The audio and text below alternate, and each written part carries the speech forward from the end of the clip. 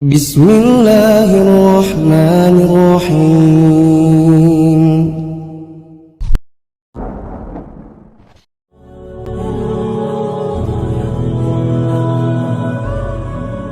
Assalamualaikum warahmatullahi wabarakatuh.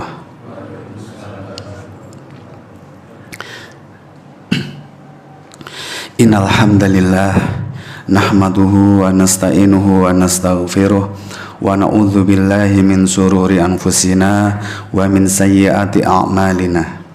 May yahdihillahu fala mudhillalah wa may yudlil fala hadiyalah. Asyhadu an la ilaha illallah wahdahu la syarikalah wa asyhadu anna Muhammadan abduhu wa rasuluh. Ya ayyuhalladzina amanu taqullaha haqqa tuqatih wa la tamutunna illa wa antum muslimun. Allahumma salli wa sallim wa barik ala nabiyyina Muhammadin wa ala alihi wa ashabihi ajmain. Para jamaah sekalian, Bapak, Ibu, Ayah, Bunda, saudara-saudariku semuanya, semoga Allah senantiasa menjadikan hari-hari di sisa umur kita ini, terutama kita yang sedang menjalani profesi sebagai seorang ayah, sebagai seorang bunda, seorang umi, semoga kita dimampukan, dikuatkan untuk menjadi seorang abi dan umi yang sabar, seorang orang tua yang betul-betul hari-harinya itu perangainya lembut, penuh kasih sayang. Karena apa? Karena kalau dengan perangai-perangai itu kita bisa konsisten mendampingi, membersamai tumbuh kembang anak-anak dengan penuh kesabaran, dengan penuh kelembutan, dengan penuh kasih sayang, nanti nasihat demi nasihat itu akan Allah mudahkan masuk dalam jiwa anak kita. Karena orang-orang yang membawa nasihat, membawa misi dakwah, kalau perangainya seindah itu, dakwah itu mudah untuk tegak di dalam rumah tangga kita. Tetapi nasihat-nasihat kebaikan, kebenaran yang kita bawa, tapi kita di saat yang sama itu dipotret anak-anak sebagai sosok orang tua yang kasar, sebagai orang tua yang kurang kasih sayang, kurang perhatian, tiap hari muring-muring mawon. Nah, nasihat kebenaran kalau dibawa perangai yang seperti ini sulit untuk bisa diterima dalam jiwa anak itu. Itu yang menjadi penghalang kenapa sampai hari ini dakwah di dalam rumah tangga kita tidak bisa tegak dengan baik. Nah, oleh karena itu, selain kita belajar terus konten dakwahnya, nasihati anak yang salahnya begini bagaimana, anak yang terjerumus dalam kecanduan seperti ini cara nanganinya seperti apa, jangan lupa satu hal. Siapapun yang kita dakwahi itu seneng kalau yang membawa dakwah itu memiliki potret yang sabar, enak dipandang, mboten nyalah-nyalah nih, penuh kasih sayang lah. Anak-anak kita akan berkesan banget kalau nanti tumbuh kembangnya didampingi oleh orang tua yang perangainya seindah itu. Nggih. Baik, ayah bunda sekalian, termasuk perkara yang tadi di pengantar kita berikan, yaitu kita sering gagal ketika harus memberikan nasihat ke anak-anak di saat anak-anak itu melakukan sebuah kekeliruan, terjatuh, terjerumus di dalam sebuah kemaksiatan, dalam kesia-siaan kah, atau keburukan dalam bentuk apapun. Kita sering gagal dalam memberikan nasihat, dalam ngentas anak dari kejatuhannya tadi.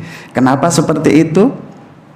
Karena selama ini mindset kita itu seringkali kita belajar sepresisi mungkin bagaimana kalau sholat itu bisa sesuai sunnah, mulai dari takbiratul ihramnya, sujudnya, sampai diakhiri dengan salam. Kita berusaha untuk tidak menyalahi tuntunan, khawatir kalau nanti sholat kita tidak sesuai sunnah itu nanti tidak diterima sebagai kebaikan, malah tercatat sebagai sebuah dosa. Nah, Seharusnya pola pikir seperti ini itu juga kita bawa dalam ranah parenting, dalam ngomong anak-anak kita, baik itu anak-anak di rumah maupun santri-santri siswa kita yang di sekolah. Salah satu yang harus mengikuti jalan hidayah adalah bagaimana sih yang Allah inginkan kalau kita selaku abi, selaku umi itu mendapati anak kita berbuat keliru, terjatuh di dalam kemaksiatan, dalam keburukan. Allah pingin kita sebagai abi dan umi itu cara nyikapinya bagaimana. Nah, ini juga harus belajar sebagaimana sunnah, sebagaimana sholat, jenengan kepuingin banget presisi ngikuti sunnah, parenting pun harusnya didekati dengan pola pikir seperti itu. Ketika kita mendapati anak kita keliru, bagaimana harusnya kita seorang tua ngentas anak kita dari kekeliruannya. Nah, itulah tema besar hari ini yang akan kita belajar bareng-bareng, ya. Nah, sekarang sebagai kersane sambung gitu ya, biar sambung dengan materi hari ini, kita sedikit mengulang sedikit sebagai pengantar, mengulang materi-materi sebelumnya biar tidak terputus. Pun singkatnya begini, ayah bunda perhatikan banget, ya. Kita hari ini kalem-kalem belajar supaya kita ngerti tahapan-tahapannya, ya. Yang pertama yang perlu ayah bunda ketahui sejak awal, anak itu Allah hadirkan di dalam rumah tangga kita. Anak Allah hadirkan di tengah-tengah rumah tangga kita itu pada asalnya Allah hadirkan sebagai ujian. Sebagai apa? Ujian. Nah, ketika Allah hadirkan anak di dalam rumah tangga kita sebagai ujian, itu ada beberapa dari kita sebagai orang tua yang pinter. Akhirnya anak ini tumbuh kembang, didampingi, dididik di atas jalan hidayah. Nah, karena orang tuanya manut sama petunjuknya Allah, akhirnya Allah kasih hadiah. Anak yang didampingi, dibersamai, parentingnya di atas jalan hidayah, akhirnya anak ini tumbuh berkembang menjadi qurrata ayun, menjadi sosok anak yang kalau dipandang wong tuane itu bikin hatinya tenang, bikin hatinya bahagia, puas rasanya. Keyakinannya benar, ibadahnya kuat, akhlaknya baik, sama orang tua Masya Allah baktinya itu luar biasa. Itu hadiah yang Allah berikan ketika orang tua dititipi anak sebagai ujian, ternyata pinter wong tuane niki dididik di atas jalan hidayah. Namun ada sebagian orang tua yang agak sembrono. Begitu Allah hadirkan anak sebagai ujian, didike sak karepe dhewe, asal-asalan, sak kenee, tidak dilakukan sebagaimana yang Allah inginkan. Akhirnya anak ini tumbuh berkembang menjadi musuh. Nah, kalau panjenengan nanti melihat di dalam Al-Quran, di dalam surat At-Taghabun, yaitu surat yang ke-64 di ayat yang ke-14, nanti panjenengan pirsani bisa di dalam tafsir As-Sa'di monggo, di dalam tafsir Ibnu Katsir silahkan. Arah pembicaraannya sama. Yang disebut anak ketika tidak dididik di atas jalan hidayah akhirnya tumbuh menjadi musuh. Itu ada dua arah pembicaraannya. Satu, anak itu akan menjadi penghalang bagi ayah bundanya untuk melakukan ketaatan. Itu anak disifati sebagai musuh ketika menjadi penghalang wong tuane untuk berbuat taat kepada Allah. Contoh, ibu tiap bulan sampun dibelanjani kali bapak, ini uang dapur untuk bulan ini. Nggih, matur nuwun sanget abi.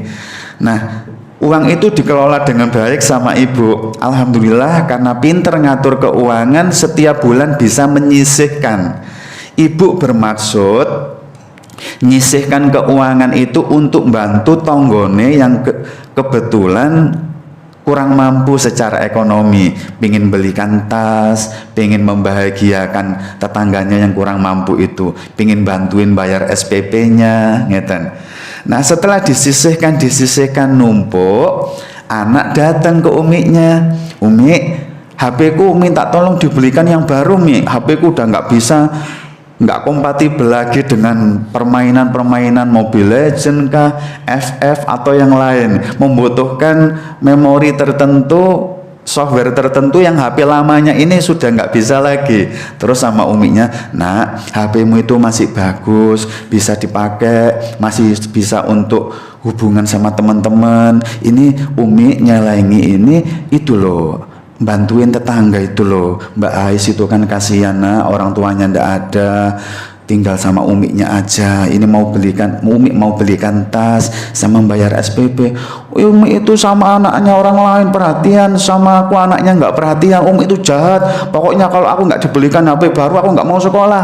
Nah misalnya begitu nggih. Nah akhirnya sebagai orang tua lumrahe mboten tego gitu nggih, mboten tego. Akhirnya duit yang dikumpulin tadi yang maunya disedekahkan untuk membahagiakan tetangganya yang kurang mampu, kalah gak tatak menghadapi permintaan anaknya. Akhirnya tabungan yang sudah diniatkan untuk diinfakkan itu dipundut nih HP baru yang semestinya belum waktunya, karena HP lama masih bisa. Nah itu salah satu potret sederhana ketika anak dipandang sebagai musuh. Anak itu akan menjadi penghalang ketaatan abi dan umiknya kepada Allah dalam segala bentuknya. Itu potret pertama. Potret yang kedua, kalimatnya sangat jelas di dalam tafsir As-Sa'di itu, anak nek sampun terpotret sebagai musuh lantaran di masa sebelumnya kita tidak mendidiknya di atas jalan hidayah. Anak itu punya penggawean utama, Pak. Tiap hari penggaweane ngelarakne atine wong tuane, menyakiti hatimu kalau dalam bahasa tafsir As-Sa'dinya itu. Jadi ibu sama bapak tiap hari tukaran aja sama anaknya. Kalau bukan perkara ngegame, nanti perkara sholatnya males, nanti ngerjain PR aja tukaran disit tiap hari. Nanti perkataannya kasar, wani ambek wong tuane, kadang bentak-bentak. Nah itu makna anak sebagai musuh, efek dari masa sebelum ini kita dampingi tidak di atas jalan hidayah. Nah itu wahai ayah, wahai bunda, sebagai pengantar mohon diperhatikan, anak hadir sebagai ujian. Sinten mawon di antara kita yang dikuatkan untuk didik di atas jalan hidayah, insya Allah anak akan bertumbuh menjadi qurrata ayun, anak yang kalau dipandang bikin bangga dan puas bahagia wong tuane. Tapi kalau kita sembrono didik sakarepe dhewe, akhirnya anak tumbuh sebagai musuh. Nah sekarang permasalahannya diawali dari sini. Syekh Sadaqhan itu sudah mengingatkan bahwasannya wong tua kita selaku ayah dan ibu itu semestinya mendapatkan kedudukan yang tinggi. Allah menyebutkan di dalam Al-Quran, Rasulullah sudah banyak menyebutkan di dalam hadis-hadisnya, wong tua itu saking mulianya sampai-sampai anak harus menaruh bakti yang tinggi, menaruh rasa hormat yang tinggi kepada wong tuane. Tapi Syekh Sadaqhan mengingatkan, kenapa ada sebagian orang tua yang sudah demikian dimuliakan kedudukannya oleh Allah, ternyata malah diwaneni sama anaknya, tidak dihormati, anak tidak mau bakti, tiap hari tukaran, tiap hari orang tuanya dilukai, diciderai perasaannya. Kenapa? Karena Syekh Sadaqhan menceritain semua itu bermula dari sikap orang tua yang selalu bahasanya itu durhaka sama anaknya, tidak memenuhi hak-hak anak. Itu awal muasal kenapa anak akhirnya pola tingkahnya begedut, nawakal. Di dalam beberapa poin Syekh Sadaqhan menceritain ngeten. Ini saya bacakan sebentar nggih. Ini nasihatnya Syekh Sadehan. Wahai bunda, wahai ayah, bakti kepada kalian adalah hak kalian yang telah diwajibkan oleh Allah dan Rasul-Nya. Kedudukan kalian, wahai ayah, wahai bunda, sangatlah tinggi dan mulia. Hak kalian telah disebutkan dalam banyak ayat dan hadis. Akan tetapi, perhatikan, ada sebagian ayah dan bunda yang justru menjadi penyebab hilangnya haknya sendiri. Bahkan bisa jadi sebagian orang tua ini berdosa karena hal-hal yang mereka lakukan. Contoh, saya sedikit merinci. Satu, mengistimewakan sebagian anak daripada anak yang lainnya. Terus kemudian sering marah-marah dan menggerutu ketika melihat kekeliruan dalam perilaku anak. Yang ketiga, menghalangi anak-anak dari perkara-perkara yang tidak dilarang oleh syariat. Terus kemudian berbuat maksiat di hadapan anak, tukaran suami istri, kasar, pertunjukan tiap hari seperti itu. Terus tidak pernah di rumah, jarang memberikan perhatian dan lalai akan urusan terhadap anak-anak, dan sering mengkritik, mencela, mengejek dengan julukan-julukan yang tidak baik. Nah, perhatikan nasihat penutup dari Syekh Sadehan ini. Hal-hal seperti itulah yang hanya akan merobohkan parenting, bahkan akan merusak, tidak memperbaiki sama sekali. Sehingga kalian berdua, wahai ayah bunda, lantaran perilaku buruk kalian tadi itu, akan terhalangi dari bakti dan penghormatan yang seharusnya menjadi hak kalian. Kalian berdua jugalah yang menjadi penyebab berdosanya anak-anak sehingga terjatuh di dalam kedurhakaan. Nah, coba perhatikan, semua ini kita permasalahannya, wahai ayah, wahai bunda. Kenapa anak itu jadi nakal? Kenapa anak jadi tidak hormat, menjadi kurang bisa bakti kepada panjenengan? Itu semua dimulai dari pola tingkah kita sendiri yang tidak manut, ngomongnya tidak di atas jalan hidayah, sakarepe dhewe. Nah, untuk itu, wahai bunda, wahai ayah, sekarang perhatikan, kita akan belajar. Kalau sudah terlanjur begitu gimana Ustadz? Saya memang sebelumnya nggak pernah serius belajar parenting, akhirnya membuat anak-anak itu tiap hari jiwanya terluka. Kita marahin, kita omelin, kita main tangan, main fisik, sehingga anak tumbuh kembang dengan jiwa yang terluka. Masih ingat mboten dulu waktu materi-materi awal kita belajar? Setiap kita, saya, bapak-bapak, ibu-ibu, dan anak-anak semua, itu di dalam jiwa kita, ini perumpamaan itu dibekali dengan tabung psikis seperti ini. Kosong awalnya Katakanlah ini tabung psikis itu kemampuan nampung 3 giga. Tabung ini Allah ciptakan untuk menampung setiap perasaan tersakiti, perasaan terluka dan trauma. Misalnya dimarahin orang tuanya, kamu itu Ais, kamu itu mbok yo yang pinter, habis mainan itu ditata yang rapi, jangan geledakan gini, kamu tambah gede, tambah bodoh aja. Nah, misalnya terluka jiwanya, akhirnya masuk di sini 1 giga, bleng, ditahan karena nggak wani bales mae. Nanti siang dimarahin lagi, Ais, nang di anakmu ndak ngerti pidulinan ngegame, abinya marah-marah lagi. Ngene iki ya bendino, wis deleng nih lambe sampai cuil, ngegame aja. Makanya kamu itu nilainya jelek, males lah dulinan ae. Mana HP-nya? Udah bantuin umikmu sana. Marah-marah lagi. Akhirnya masuk lagi 1 giga bleng. 1 giga lagi bleng. Nah, perhatikan, ketika tabung psikis yang kemampuan nampung luka batin dan loro hati itu 3 giga, tapi perasaan terlukanya, loro hatinya, perasaan kecewanya itu sudah 4-5 giga, apa yang terjadi? Gelasnya cuma 3 giga, loro hatine sampun overload 5 giga. Akhirnya tumpah, amber. Nah, tumpah itu ada 2 kemungkinan. Kalau tumpah keluar, bisa juga tumpah ke dalam.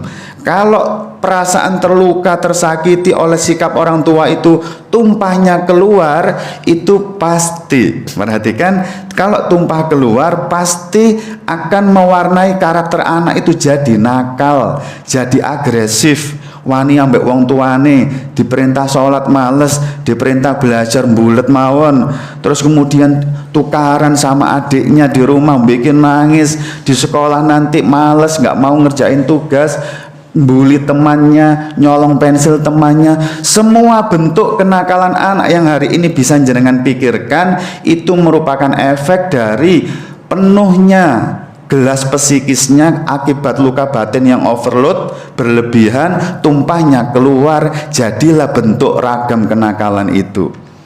Itulah kenapa rahasianya kalau anak nakal jenengan oreng-oreng dimarahin itu ndak pernah selesai. Karena nakalnya itu sendiri merupakan bentuk tumpahan dari luka batin trauma yang berlebih, terus jenengan datang marah-marah, itu nakalnya nggak akan selesai, tapi tambah amber, besok nakalnya tambah banyak.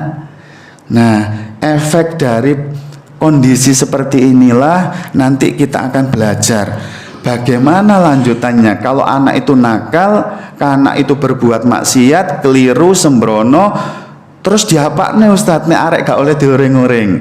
Nah ini ayo kita belajar supaya efektif dalam nangani kenakalan dan kemaksiatan anak. Pun sekarang saya ingin membingkai awal. Satu, supaya jenengan tidak salah paham, berarti nggak oleh dioreng-oreng loh arek itu. Nah akhirnya nakali tambah begedut. Boten, jangan salah paham, perhatikan dulu ya. Yang pertama kita akan belajar bahayanya kalau sampai orang tua itu mendapati anaknya nakal, berbuat keliru, berbuat maksiat, kok dijarne, didiamkan saja, tidak disikapi dengan benar, bahayanya apa? Ayo kita mulai belajar. Panjenengan nanti kalau longgar kundur dari sini dilihat di dalam Al-Quran, di dalam surat Al-Mutaffifin. Kita kalem-kalem ya supaya mudeng gitu nanti. Di dalam Al-Quran surat Al-Mutaffifin itu surat yang ke-83 di ayat yang ke-14. Surat 83 di ayat yang ke-14 di mana Allah berfirman, kalla bal rona ala qulubihim ma kanu yaksibun. Nah, perhatikan Allah ngasih kabar begini, wahai ayah, wahai bunda, diperhatikan nggih. Sekali-kali tidak demikian. Sebenarnya apa yang selalu mereka usahakan itu hanya akan menutupi hati mereka. Saya ulangi, sekarang saya terjemahkan bebas ke dalam ranah parenting. Sekali-kali tidak demikian, wahai ayah, wahai bunda, sak temene sebenarnya apa yang selalu kalian upayakan yaitu dalam bentuk kemaksiatan, kesembronoan hidup, urip sakarepe dhewe, itu hanya akan menutupi hati kalian. Kalau ini dibuat bahasa jenengan untuk menasihati anak, Allah itu ngendikan di dalam Al-Quran, sekali-kali nggak demikian sayang. Sak temene kesembronoanmu, kemaksiatanmu, keteledoranmu itu hanya akan menutupi hatimu, nak. Nah itu kalau dibahasakan menjadi nasihat kepada anak. Nah sekarang perhatikan ya, Allah sudah ngasih gambaran kalau kita sembrono dalam hidup, keliru akhirnya terjatuh maksiat, itu hanya akan nutupi hati kita. Pun kita lihat maknanya kayak apa. Sekarang kita lihat komentarnya sahabat Abu Hurairah radhiyallahu anhu. Bisa panjenengan nanti intip di dalam Fawaid Tamam, kitab Fawaid Tamam nomor 1294. Sahabat Abu Hurairah radhiyallahu anhu itu ketika mengomentari ayat tadi ngendikan ngeten sahabat Abu Hurairah, dosa demi dosa. maksiat demi maksiat itu akan terus terukir hingga membentuk satu noda hitam di hati. Jadi Allah ngasih kabar, nek uripmu sembrono terjatuh maksiat akan nutupi hatimu. Dikomentari sama sahabat Abu Hurairah radhiyallahu anhu, setiap maksiat akan membentuk satu noda hitam di hati. Nah, sekarang perhatikan nasihat dari sahabat yang lain melengkapi hal ini, yaitu sahabat Shaddad bin Aus. Sahabat yang namanya Shaddad bin Aus itu memberikan sebuah penjelasan indah banget. Perhatikan nggih. Sahabat Shaddad bin Aus radhiyallahu anhu berkata, jika kamu melihat seseorang mengerjakan ketaatan kepada Allah, maka ketahuilah ketaatan itu, maksudnya ketaatan yang telah dilakukan itu akan memanggil saudara-saudara ketaatan yang lain. Dan jika kamu melihat seseorang mengerjakan sebuah kemaksiatan kepada Allah, maka ketahuilah bahwa maksiat tersebut akan memanggil saudara-saudara maksiatnya yang lain. Karena sesungguhnya, kata sahabat Shaddad bin Aus, sebuah ketaatan akan menunjukkan kepada ketaatan yang lain, dan sebuah kemaksiatan akan menunjukkan kepada, maksudnya mengantarkan kepada kemaksiatan lainnya. Nah, perhatikan, ini merupakan efek yang perlu panjenengan perhatikan. Tidak pernah mungkin panjenengan itu wis pisanaya aku maksiatku pisanaya tak coba ngincipi. Tidak mungkin, karena tabiatnya maksiat, begitu kita nekat melakukan, pasti maksiat yang kita lakukan itu akan mengantarkan kita kepada maksiat-maksiat lain atau maksiat yang sama tapi berulang. Nah, hati-hati, itu karakter atau tabiatnya maksiat, mboten pareng sembrono. Ketika jenengan ningali anaknya, wis gak apa-apa bi, sakno bi, cek ini begitu. Nah, bendino dioreng-oreng. Nah, perhatikan, itu nanti akan penyimpangannya makin banyak. Begitu sekali kita abaikan kemaksiatan, keteledorannya anak, jenengan besok akan lebih kepotokan, lebih sulit, karena kemaksiatan yang dibiarkan akan mengundang maksiat lain, mengantarkan kepada bentuk kemaksiatan yang lain. Nah, itu hati-hati loh ya. Dan berikutnya, ayo kita lihat bagaimana guru kita, yaitu Imam Ibnu Qayyim al-Jauziyah, menasehatkan kalau umpama wong tua niku sampai ceroboh sekali ono ndelok anake maksiat dibiarkan, dijarno, bahayanya apa? Tadi Allah sudah ngendikan maksiat, hati-hati lo ya, nutupi hatimu. Kata sahabat Abu Hurairah, setiap marah maksiat satu tul akan memberikan noda hitam di hati. Kata sahabat Shaddad bin Aus, hati-hati, maksiat nek sembrono mbok jarno ngundang koncone lainnya. Nah, sekarang kita lihat nasihat Imam Ibnu Qayyim, kalau tetap ngeweyel wong tua tidak segera ambil tindakan betulin anaknya yang teledor, apa tuh yang terjadi? Perhatikan, ketika dosa dan maksiat mereka semakin bertambah, maka akhirnya semua maksiat tadi akan menutupi hatinya. Nah, perhatikan penjelasannya. Sebab, kata Imam Ibnu Qayyim al-Jauziyah, hati dapat berkarat akibat maksiat. Jika maksiat itu terus nambah, maka karat hati pun akan terus bertambah dan pada akhirnya menutupinya. Nah, perhatikan kesimpulan dari Imam Ibnu Qayyim. Ketika dosa terus bertambah dan menutupi hati, dosa itu akan terukir di sana, terkunci di sana, dan menguasai si pemilik hati. Nah, perhatikan, kalau dosa ini jenengan jarni anak-anak itu akhirnya numpuk, tul maksiat, tul nutupi hati, maka akhirnya kata Imam Ibnu Qayyim tadi, maksiat itu akan menutupi hati. Maknanya kata Imam Ibnu Qayyim, terukir di sana, terkunci di sana, efeknya maksiat itu menguasai si pemilik hati. Nah, tadi saya bawakan sebuah jurnal. ini sangat indah menjelaskan tentang, ya bukan penelitian ini untuk mengungkap kebenaran ungkapan Imam Ibnu Qayyim mboten. Ini penelitian terpisah gitu nggih. Cuman nyekrup banget tentang penjelasan itu. Perhatikan, ini ada di dalam sebuah jurnal yang diteliti oleh seseorang bernama Kara Gavin dari University of Michigan. Itu menemukan bahwasannya kalau seseorang itu terus berbuat keburukan, numpuk, keburukannya tidak kunjung terhenti, maka di dalam jurnal itu disebutkan endingnya, pada akhirnya keburukan yang numpuk itu akan mewarnai karakter orangnya. Nah, itu maknanya yang kata Imam Ibnu Qayyim, kalau maksiat numpuk tidak segera didetoks, tidak dibersihkan jiwanya, itu akan terkunci, terukir dan menguasai. Seakan-akan pelakunya tidak bisa keluar dari belenggu maksiat itu. Dalam bahasa jurnal tadi, terwarnai karakternya. Contoh nggih, kalau sekarang dipanggil anak-anak, Umi sama Abi kalau di rumah gimana sayang?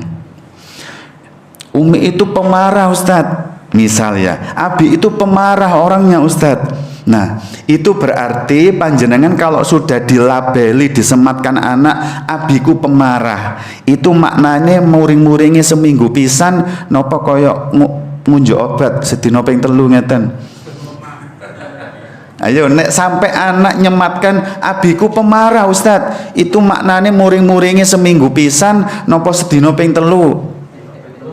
Nah, padahal panjenengan jarene ibu ya sampai itu loh ya, biyen pertama nikah itu wonge sabar, wonge lembut, kalem. Saiki kok muring-muringan ya. Nah, perhatikan loh nggih. Ini perhatikan dari ayat tadi. Ayat Al-Qur'an ngeten. Rasulullah, para sahabat menjelaskan begitu, para ulama sampai di jurnal pun menjelaskan demikian. Perhatikan, kalau dulu jenengan bukan seorang pemarah, wonge kalem lembut, saiki kok berubah setelah 10 tahun nikah duwe anak kok jadi pemarah. Perhatikan, pemarah yang sekarang mewarnai perangai jenengan itu berarti pewarnaan karakter, bukan aslinya jiwa jenengan. Lah dari mana karakter pemarah itu? Berarti jenengan ngumpul netul. Dulu tul marah nggak taubati, tul marah nggak didetoks jiwanya, tul marah sampai tul marah itu memenuhi hati, akhirnya terkunci, terukir di sana. Kata Imam Ibnu Qayyim, menguasai si pemilik hati. Sifat marah itu menguasai si pemilik hati. Dalam bahasa jurnal, terwarnai karakternya oleh dosa yang numpuk poin demi poin tadi. Nah, berarti kalau menurut istri jenengan dulu jenengan kalem, kok saiki muncul perangai pemarah, berarti pemarah itu karakter baru yang muncul dari noda kecil-kecil, muring-muring, tapi tidak pernah didetoks jiwanya. Nah, itu berarti mulai sekarang kita memiliki satu metode baru yang kita dapatkan untuk mendiagnosa diri. Opo saiki aku kok punya perangai buruk yang sudah menjadi bagian dari karakterku.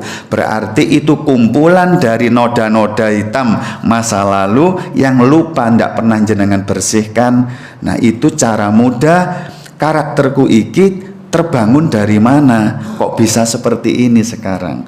Pun itu nggih, hati-hati. Ini pembahasan awal kita. Kalau panjenengan nanti tetap sembrono melihat anaknya nakal, anaknya maksiat, terjatuh kekeliruan, tidak jenengan sikapi dengan benar, anak nanti akhirnya menjadi potretnya kayak begitu. Nek sudah seperti ini, karakternya dipenuhi kerangai buruk, nakal, sakarepe dhewe, itulah yang disebut anak tampil sebagai musuh.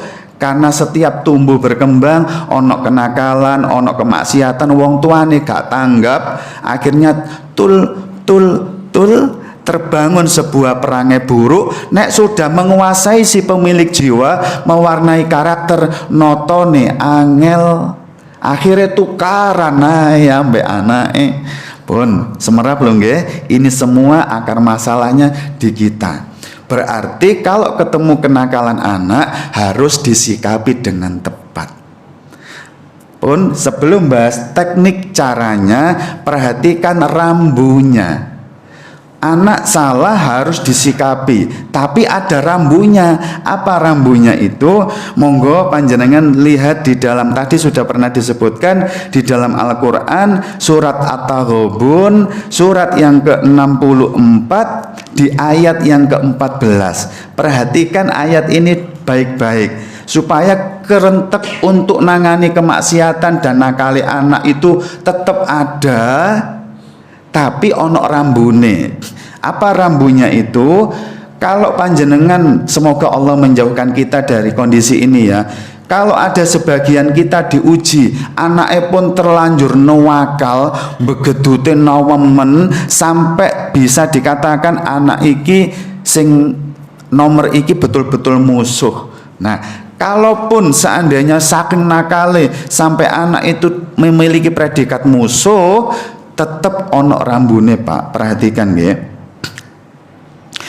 Di dalam ayat tersebut Allah mengingatkan, ya ayyuhalladzina amanu inna min aswajikum wa auladikum aduwwan lakum fahdaruhum wa in taghfu wa tasfahu wa taghfiru fa innallaha ghafurur rahim.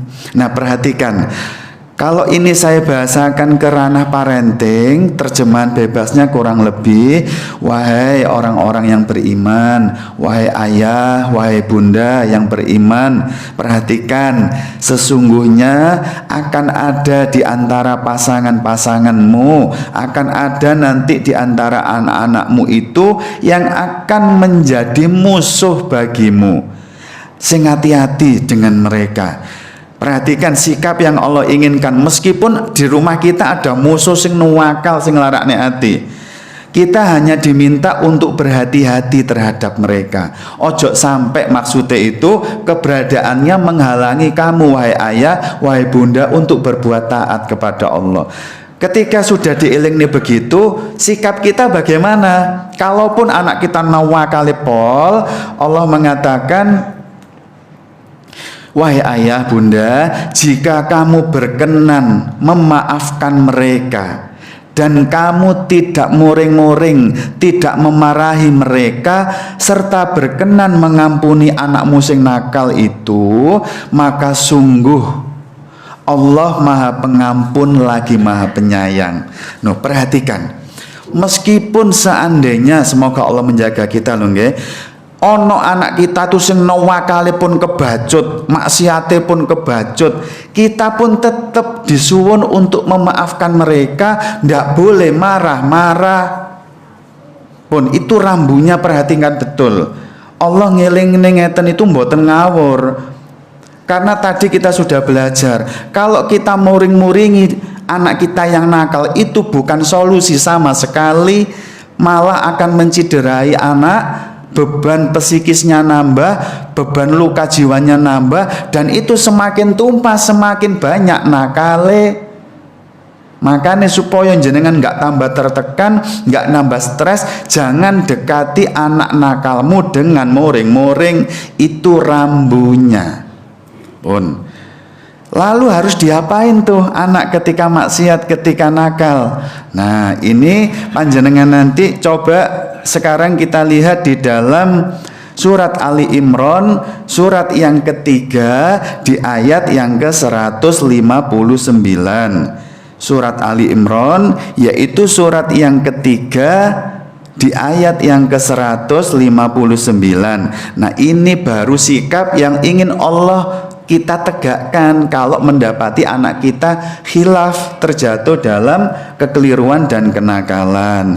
Ayo kita lihat di dalam ayat 159 itu cukup panjang, tapi kita lihat sikap kita di bagian separuh ke bawah. Kalau kita mendapati anak kita nakal, anak kita khilaf, terjatuh di dalam kekeliruan, kemaksiatan, ini dia jalan parenting. di atas jalan hidayah yang Allah harapkan. Apa tuh yang perlu kita lakukan? Perhatikan, fa'fu anhum wastaghfir lahum wasyawirhum fil amr fa idza azamta fatawakkal 'alallah innallaha yuhibbul mutawakkilin. Nah, perhatikan ya Bunda, kita mulai lakukan pendekatan ini. Kalau kita mendapati anak kita keliru, salah, nakal, maksiat dan lain-lain, yang perlu dilakukan urutannya perhatikan.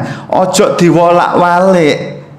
SOP, standar operating prosedur yang sudah Allah tetapkan itu lakukan berurut, ojo diwolak-walik. Perhatikan, yang pertama, maafkanlah mereka wahai ayah, wahai bunda, maafkan anakmu, itu yang pertama. Yang kedua, mohonkanlah ampun anak-anakmu itu wahai ayah, bunda, mohonkanlah ampun.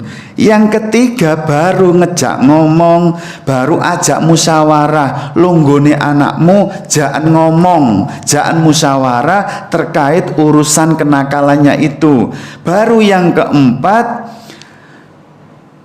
serahkan urusanmu sing wis mari mbok jak omong ke anak-anak tadi, bungkus, pasrahkan kepada Allah. Sesungguhnya Allah itu zat yang kalau dipasrahi urusan hambanya itu seneng banget.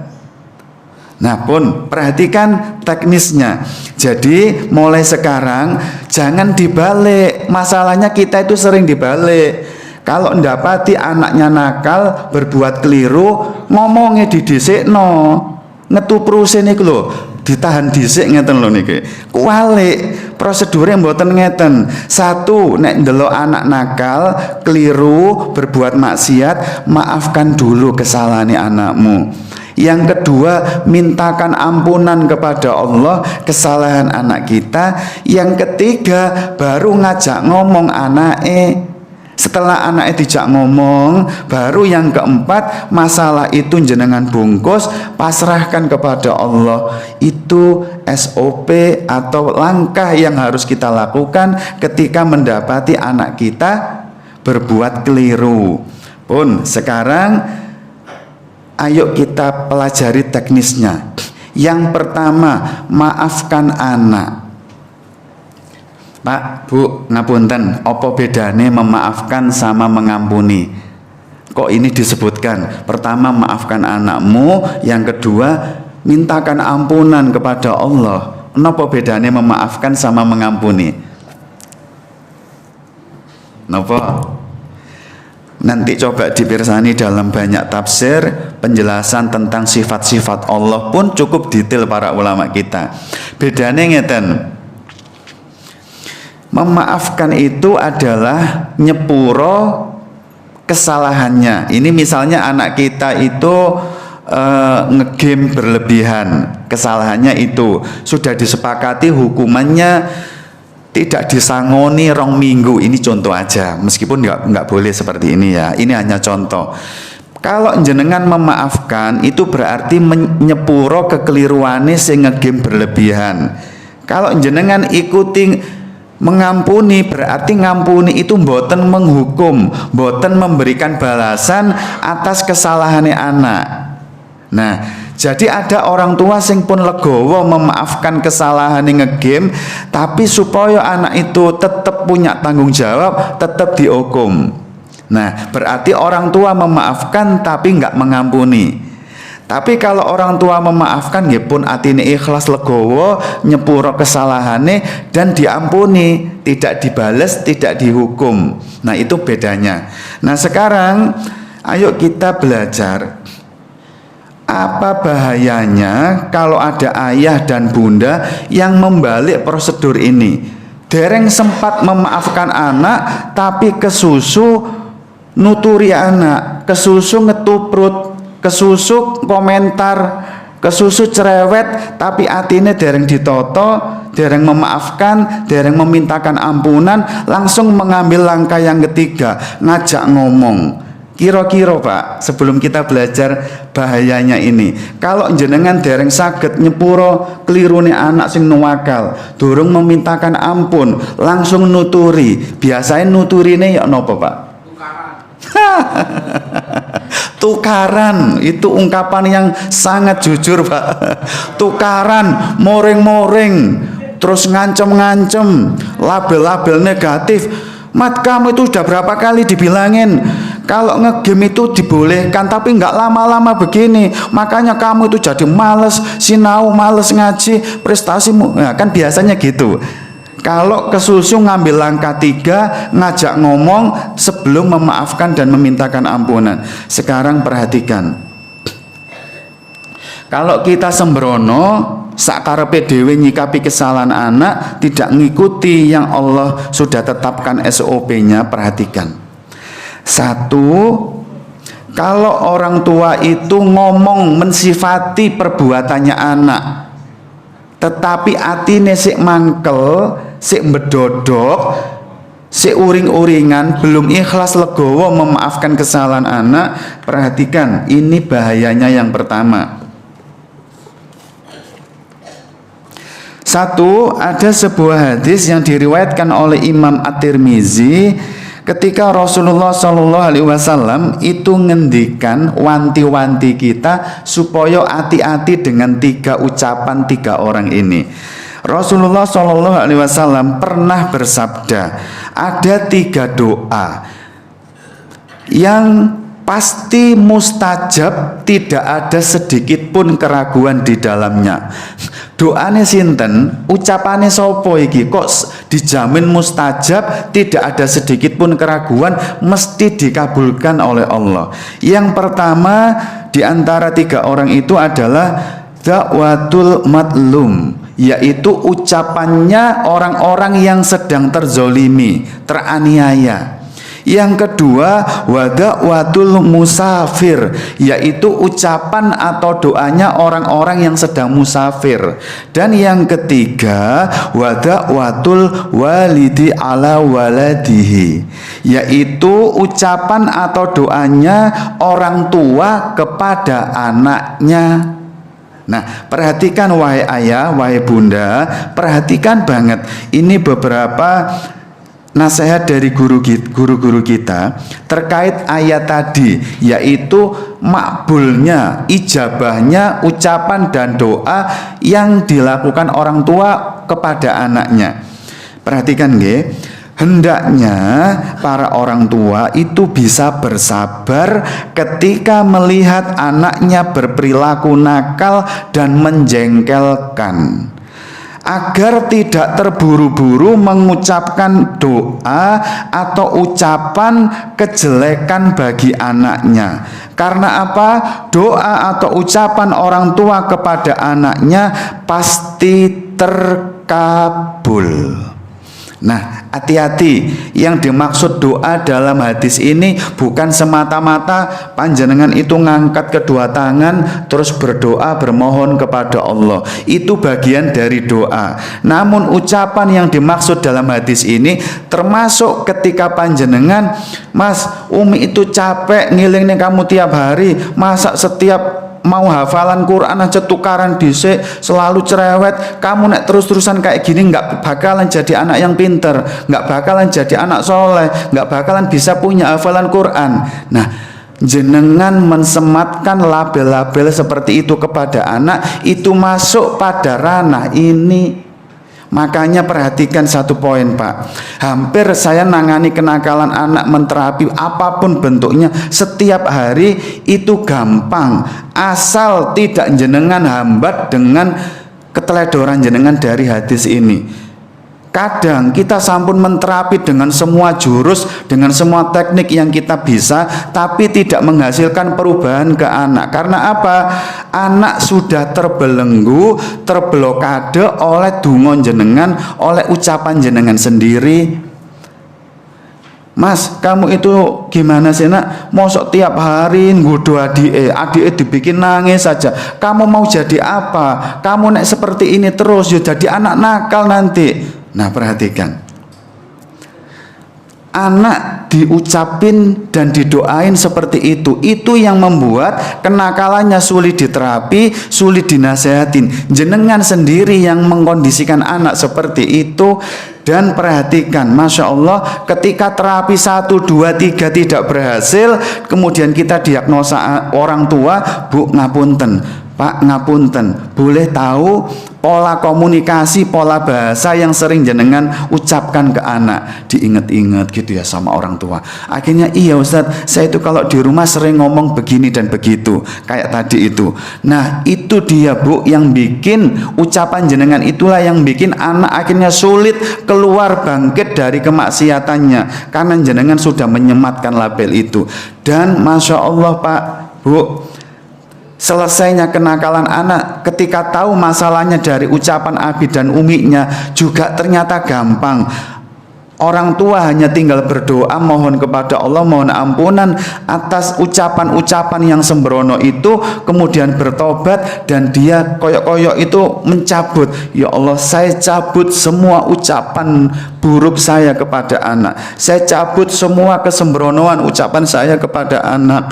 Akhirnya anak itu Masya Allah gampang dituturi, gampang diterapi, karena perisai yang tadinya menutupi anak nakal, anak maksiat itu sudah terangkat atas taubat orang tuanya.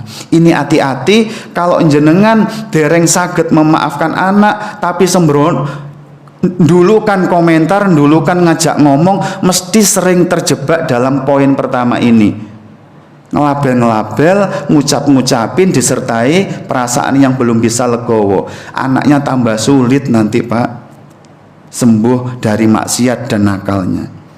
Nah kalau panjenengan selamat dari poin ini, nanti jenengan nggak bisa selamat dari poin yang kedua. Apa itu? Jenengan tidak sengaja melempar ain kepada anaknya. Jadi perhatikan, ain itu ada berapa macam.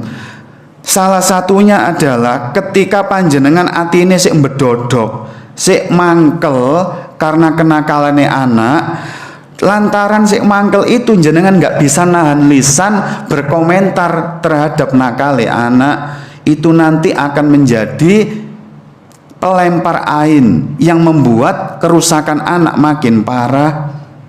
Contoh contoh. Ini karena saya banyak nangani, kalau saya nyuwun tolong banget diperhatikan orang tua yang sering banyak komentar tapi dereng saged memaafkan anak-anaknya. Ini nasihat mohon diiling-iling. Ini Rasulullah yang ingatkan. Perhatikan, yang pertama ada di dalam sebuah hadis yang diriwayatkan, ada di dalam sebuah hadis yang ada di dalam silsilah hadis sahihah oleh Syekh Al-Albani nomor 747. Ketika Rasulullah mengingatkan kita, perhatikan, aksaru mayyamutu min ummati ba'da qada'illah wa qadarihi bil ain. Perhatikan, Rasulullah mengingatkan, kebanyakan orang-orang yang meninggal dari kalangan umatku setelah memang itu ketetapan dari Allah, yang paling besar disebabkan lantaran pengaruh ain. Perhatikan, sebagian besar dari umatku itu berarti pinten persen kira-kira Pak? Kalau diomongi sebagian besar dari orang yang hadir di Langgar Kidul, kalau misalnya yang hadir ini ada 10, berarti sebagian besar itu kurang lebih pinten. Nah, berarti berapapun yang jenengan sebutkan berarti di atas 5 kan nggih? Namanya juga sebagian besar.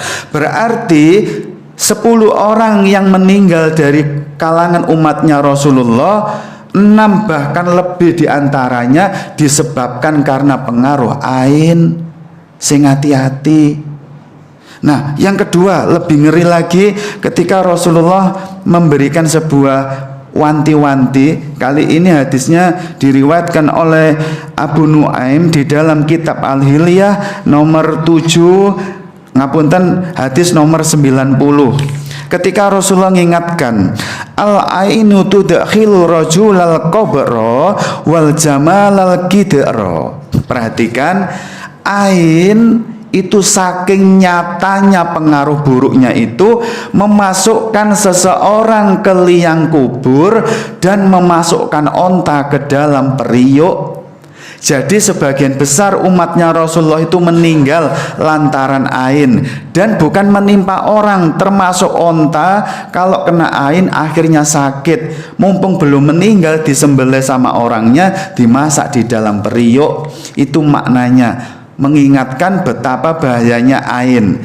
Sekali lagi perhatikan, kali ini ada sebuah hadis yang diriwayatkan oleh Imam Ahmad nomor 447, ketika Rasulullah SAW mengingatkan, ini lebih rinci lagi. Perhatikan, idza ra'a ahadukum min akhi au min nafsi au min malih ma yujibuhu falyubarrikhu fa innal ainal haqqun. Nah, perhatikan, sapa ae wonge, barang siapa yang melihat kepada dirinya sendiri, melihat kepada hartanya, mensifati saudaranya termasuk anak-anaknya, hendaknya ia mendoakan keberkahan baginya. Sesungguhnya pengaruh ain itu benar-benar ada. Nah, perhatikan sekarang nasihat para ulama terkait hal ini. Perhatikan nggih, kenapa ain itu bisa begitu nyata daya rusaknya. Kita kesusu ngomong sesuatu, sedangkan hati kita itu sik dereng saged ikhlas, sik mangkel. Perhatikan, ini dawuhnya, ngendikannya Syekh As-Sadahan ketika menjelaskan tentang ain. Orang di sekitar kita, kata Sesadahan, itu banyak yang mengintai, yaitu setan dari bangsa jin. Setan dari bangsa jin itu banyak di sekitar kita, akan langsung mengintai dan menyambar komentar-komentar yang tidak disertai penyebutan nama Allah. Komentar itu kalau tidak disertai sebutan nama Allah, tidak dibarengi doa keberkahan, itu ngomong apa gitu nggih, langsung ditunggangi setan dari bangsa jin untuk merusak siapa yang disifati. Itulah yang namanya ain, dan pengaruhnya pada tubuh orang yang disifati betul-betul nyata. Misal, Mas, Abi itu udah capek sama kamu, sudah berapa kali diomongi, kamu itu sudah, kalau ada PR mboyok dikerjakan, masa sambil dihukum guru, sampai dihukum gurumu, sampai dikasih surat Abi disuruh ke sekolah. Abi itu malu, kamu itu nakal, jembek Abi sama kamu itu nggak bisa dibanggakan, kamu itu pemalas. Nah, coba jenengan ngomong gitu pada saat atine mangkel. Nah, mensifati anak seperti itulah ketika keperucut omongan, kesusu ngomong, dereng saged memaafkan anak, itu akan ditunggangi setan dari bangsa jin untuk merusak anakmu, Pak, anakmu, Bunda. Hati-hati. Makanya Sesadahan itu sampai ngingetin kados ngeten. Dan perlu diketahui bahwa bagaimanapun seseorang itu dapat mencelakakan saudaranya hanya dengan satu syarat. Apa itu? Yaitu melontarkan pensifatan, melontarkan komentar tanpa diiringi penyebutan nama Allah. Tindakan ini diharamkan dalam agama karena termasuk racun lidah yang membahayakan. Makanya ibu-ibu terutama, tadi Rasulullah sudah ngingetin hati-hati, termasuk ngomongi diri sendiri. Misal nggih, ngapunten nggih Bunda, kalau panjenengan bercermin ngoco, terus kemudian saking kagumnya ngomong ngeten, sudah umur 50 tahun rek, tapi wajahku sik glowing kayak gini, misal. Karena kagum, memang awet muda, glowing gitu ya. Kata teman-teman juga begitu. Nah, ingat, mensifati diri sendiri, anak itu kalau kagum harus diikuti dengan doa keberkahan. Misalnya, wih glowing banget rek sik mulus begitu. Ya Allah, terima kasih ya Allah atas kecantikan dan glowingnya. Paringi keberkahan atas kecantikanku ini. Nah, itu aman. Tapi kalau panjenengan wih bagus banget, oh sopo sing perawatan sampai 50 ngene umure sik glowing. Nah perhatikan, itu akan podo ambek melempar ain kepada dirinya sendiri. Perhatikan, jangan kaget kalau sebelum 3 hari ke depan jenengan matanya merah meradang, pembuluh darahnya pecah, wis gak ayu maneh, tiba-tiba jerawatnya muncul, tiba-tiba gosong ireng, tiba-tiba keriput, tiba-tiba ubanan dini. Itu jenengan sudah melempar ain kepada dirinya sendiri. Lah lalu bagaimana kalau tiap hari panjenengan itu, nak kamu itu loh kok begini dan begitu, melabel-label negatif sambil ekspresi hati yang bedodok mangkel. Para ulama sampun ngingetin, hati gak mangkel aja kagum kayak tadi.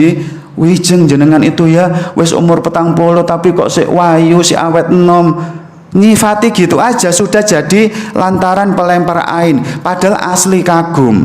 Tapi kalau pensifatan itu datang dari hati yang busuk, aslinya mangkel, iri, bedodok, tapi jeng wajahnya jenengan itu kok sik ayu ae, bukan kagum tapi iri, kok gak aku ae yo sing ayu ngono yo.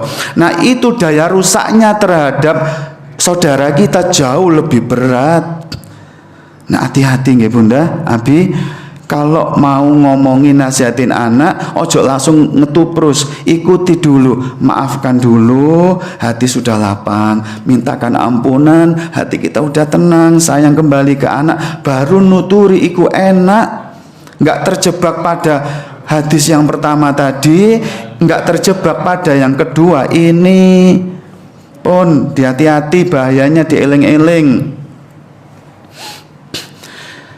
Kemarin di dalam sekolahnya orang tua ada salah satu bunda yang ngamaringi testimoni ngeten, Masya Allah, ini manfaat banget. Anaknya terkena ain, tapi sadarnya setelah ikut materi di sekolah parenting. Itu ngomong ngeten, sebelum terkena ain itu ngomong begini, nah kan anaknya, umiknya itu nggak suka kalau anaknya itu kalau sekolah jajan mie instan itu loh, anaknya nggak suka, ibunya nggak suka. Lah sebagai nggak, anaknya pulang bawa mie instan, wong tuane rumongso omonganku kok gak ditiinut sih rek, mangkel kan.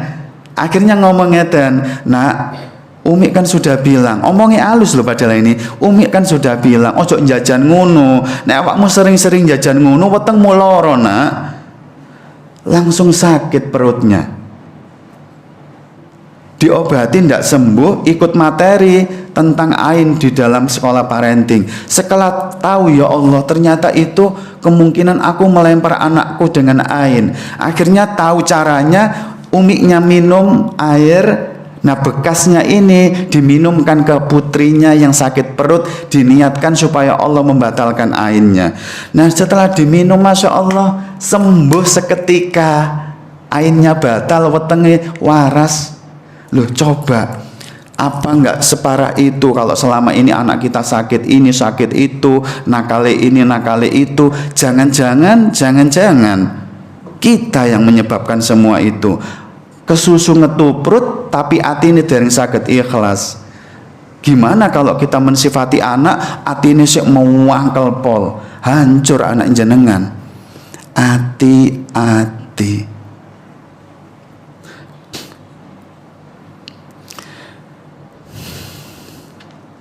Pun itu yang terakhir, yang ketiga, bahayanya kali ini ada di dalam sebuah jurnal. Saya bawakan penelitian, saya munculkan ada di dalam sebuah jurnal namanya The Journal of Science and Healing. Di situ Masya Allah meneliti orang tua yang masih jangget loro ati akibat nakale anake sing begedut dereng saged ikhlas legowo memaafkan anaknya. Rasa mangkel itu dibawa menua oleh orang tuanya dan anaknya tumbuh kembang nggak sadar kalau wong tuane sik nyimpen loro ati.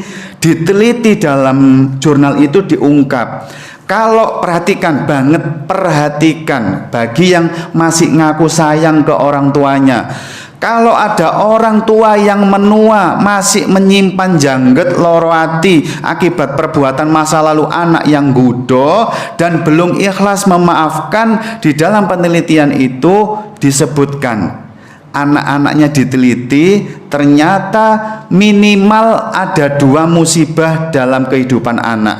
Bagi anak-anak yang terus tumbuh berkembang tapi nggak sadar wong tuane durung ikhlas memaafkan rasa mangkel yang pernah ada. Dalam penelitian disebutkan 2 musibah minimal itu apa? 1, rumah tanggane gak iso akur.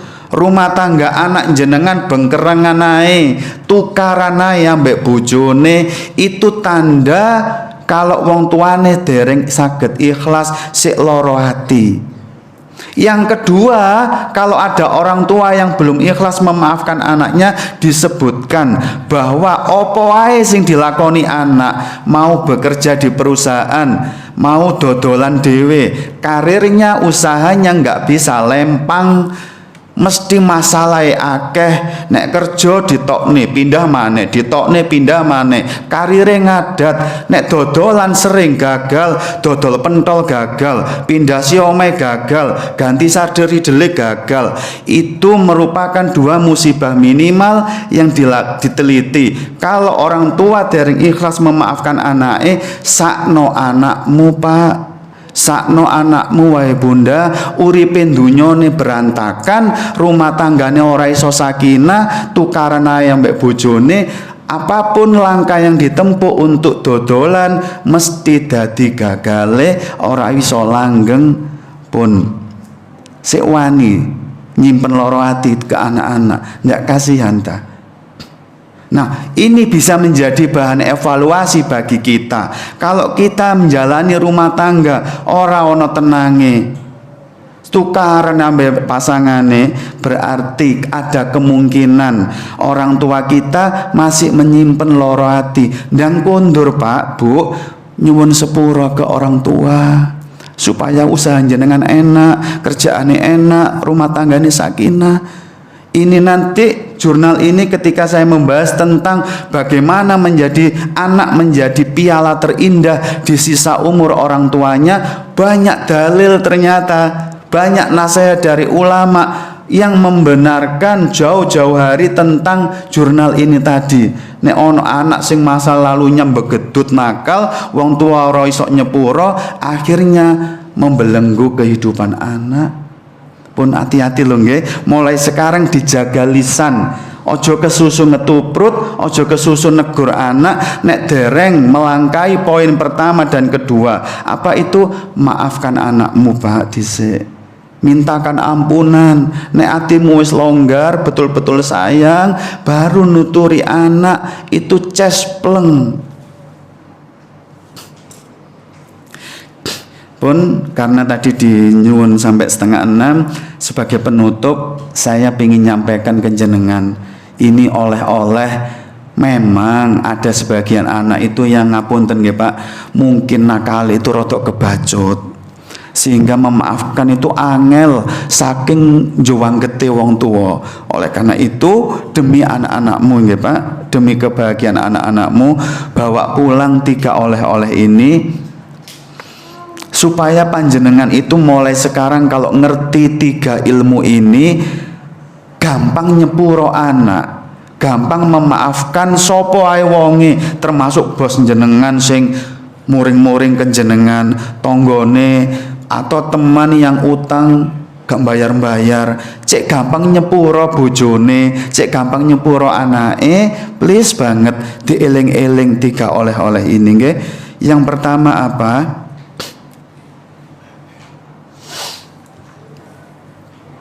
Panjenengan perhatikan di dalam Al-Quran surat An-Nur, yaitu surat yang ke-24. di ayat yang ke-22. Surat An-Nur, yaitu surat yang ke-24 di ayat yang ke-22. Perhatikan, ayat ini turun untuk seseorang yang sangat mulia, yaitu sahabat Abu Bakar radhiyallahu anhu. Jadi cerita singkatnya, ponakane Abu Bakar yang namanya Mistoh itu digedekno Abu Bakar, diragati, disandang pangani sejak cilik sampai gede. Nek jare wong Jawa ndilalah gitu ya. Qadarullah, Mistoh ini gede-gedekne diragati, begitu gede ini menjadi aktor memfitnah Ibunda Aisyah. Ibunda Aisyah itu kan putrinya Abu Bakar. Ibunda Aisyah itu difitnah selingkuh. Aktor utamanya salah satunya Mistoh, ponakane dhewe. Nah, Abu Bakar mewangkel, lumrah menungso Pak, mewangkel loro ati. Wis diramutke cilik, digedhekne, diragati, kok dadi aktor utama memfitnah anakku selingkuh, mewangkel. Sampai terucap sebuah ucapan itu, ya wis nek memang karep ngono Mistoh, nek awakmu memang mewokong koyo ngene nglarakne ati, wis mulai saiki gat aragati maneh, urip-uripo dhewe. Nah, akhirnya dihentikanlah bantuannya Abu Bakar ngeragatinya ini kepada Mistoh. Nah, setelah terucap seperti ini sebagai bentuk kebencian dan mangkel, turunlah ayat tadi. Nah, ayat tadi itu Allah ingin supaya Abu Bakar itu bersikap yang benar, sebagaimana nasihat ini juga untuk kita. Kalau anakmu nakal itu nek gampang sepuro, itu caranya apa? Perhatikan nggih. Jadi Allah kepingin supaya Abu Bakar dan kita selaku orang tua itu ketika mendapati anak nakal, apa yang perlu dilakukan? Yang pertama, wal ya'fu wal yasfahu. Ala tuhibbuna ayyaghfirallahu lakum wallahu ghafurur rahim. Nah, perhatikan, ketika Allah nasihatin Abu Bakar dan kita semuanya sing si angel nyepuro anake. Perhatikan nggih. Hendaklah wahai ayah, wahai bunda, kamu memaafkan mereka dan berlapang dada. Apakah kamu nggak pingin, wahai Abu Bakar, Allah itu ngampuni kamu? Dan Allah itu sungguh maha pengampun lagi maha penyayang. Nah, perhatikan, ketika Allah memotivasi Abu Bakar cikne gampang nyepuro Mistoh, itu Allah nggak ngomong ngeten, Abu Bakar sepuron po Mistoh iku gak sakno ta, Mistoh itu lho wong gak duwe, Mistoh itu lho wong melarat, Mistoh itu lho wong bodoh. Nggak ngomong ngeten, tapi cara Allah memotivasi Abu Bakar cek gampang, lapang dada, gak loro ati, dan akhirnya nyepuro Mistoh. Allah justru motivasinya ngeten, wahai Abu Bakar, awakmu nggak kepingin ta disepuro dosa-dosamu masa lalumu itu? Allah itu loh maha pengampun lagi maha penyayang. Nah, dari sini kita belajar, kalau panjenengan angel nyepuro anake atau nyepuro siapapun yang pernah menyakiti hatimu di masa lalu, ojo pikir wonge, pikiran diri kita sendiri itu loh, kita itu dosane akeh. Nanti sewaktu-waktu malaikat mau datang menghampiri kita itu, kita kepingin dosa-dosa kita itu sudah diampuni Allah. Nah, salah satu cara supaya Allah ngampuni kita itu diminta lapang dada, mengampuni, memaafkan anak-anak kita. Bukan demi mereka, bukan demi koncomu sing nggak bayar utang tadi, mboten. Itu demi kita sendiri, supaya nanti saat kembali kepada Allah itu selamat, diampuni dosa kita. Nah, dengan pola pikir seperti ini, kita itu lebih gampang memaafkan orang, karena kita nggak mikir orangnya, mikir nasib kita sendiri. Jenengan boten eling ta ketika Rasulullah mengingatkan dosa paling ringan, maksudnya ngapunten, azab paling ringan di neraka nanti itu jenengan berdiri di atas sebuah alas kaki yang itu dari bara api. Lantaran itu otak jenengan mendidih koyo umepe banyu umep molak-malik itu. Bayangkan sejenak, itu azab paling ringan, sengeri itu. Nah, dosa-dosa kita nanti kalau ada 1-2 yang dereng diampuni oleh Allah, kita terancam azab yang seringan-ringannya itu kayak gitu. Jenengan gak kepingin tadi diselamatkan Allah. Nah, kalau kepingin ora usah ndelok sing salah, mboten usah. Kita ingin selamat, ya udah demi kita sendiri. Sepuron anak-anakmu sing loro nglarakne hatimu di masa lalu, itu cara pertama supaya gampang memaafkan sinten mawon yang pernah nyakiti kita. Yang kedua, supaya gampang memaafkan orang, panjenengan nanti perhatikan ada nasihat seorang tabi'in ya. Ada nasihat seorang tabi'in indah banget, perhatikan. Ia bernama Hamdun Al-Qassar. Itu memberikan nasihat seperti ini, jenengan eling-eling. Apabila ada salah seorang di antara saudaramu, termasuk anak kita loh nggih, ini nggih. Apabila ada salah seorang di antara saudaramu yang tergelincir dalam sebuah kesalahan, dalam sebuah perbuatan yang menyakitkan perasaanmu, ngelarakni hatimu, maka carilah 70 alasan untuk bisa membuat hatimu lapang dan akhirnya memberinya maaf. Saya ulangi, apabila ada salah seorang di antara saudaramu yang tergelincir berbuat kesalahan yang menyakiti perasaanmu, ngelarakni hatimu, maka carilah 70 alasan untuk bisa lapang dan memberinya maaf. Ini sangat erat kaitannya sama materi kita di awal tadi. Perhatikan mulai sekarang, jenengan susah nanti muring-muring saestu. Kalau Allah memberikan taufik, menambahkan taufik atas ilmu sederhana ini, jenengan angel muring-muring dan gampang sakno dan memaafkan orang. Tadi di awal kan saya sudah jelaskan. Mulai sekarang kalau jenengan melihat orang yang tutur katanya menyakitkan, perilaku dan perbuatannya itu menyakitkan, itu pasti pertanda orang itu sedang tidak bahagia.